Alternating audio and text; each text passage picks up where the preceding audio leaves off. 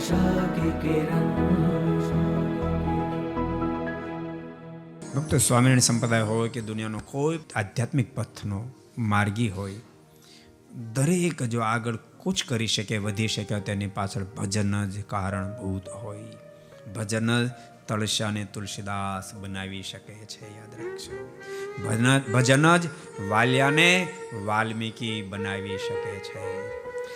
ભજન જ ભરાડી જોબન પગીને ભક્તરાજ જોબન બનાવી શકે છે.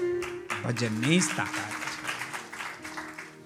જેમ ભક્તો આ દુનિયાના કોઈ પણ કાર્ય ધન વિના ન થાય. દ્રષ્ટિમાં તમને જે વસ્તુ દેખાય બધી જ વસ્તુ માટે ધન જોઈએ. ધન વિના કોઈ પદાર્થ ના આવી શકે. એમ ભૂલતા નહીં, આધ્યાત્મિક પથની કોઈ પણ પ્રકારની સફળતા માટે એની પાછળ ભજન જોઈએ ને જોઈએ. ભજન વિના ક્યારે સફળતા પ્રાપ્ત ન થાય. હું તો ત્યાં સુધી કહું, ઘણા લોકો આશીર્વાદની આશાએ બેઠા કે ફલાણા સ્વામી આશીર્વાદ આપ દે, ફલાણા આશીર્વાદ આપ દે, મારું કામ થઈ જાય. પણ યાદ રાખજો, આશીર્વાદ આપનારને તો સાધના કરવી જ પડે તો સમજી શકાય, બધા માને. પણ આશીર્વાદ લેનારને પણ સાધના કરવી જ પડે તો જ આશીર્વાદ પ્રાપ્ત થાય.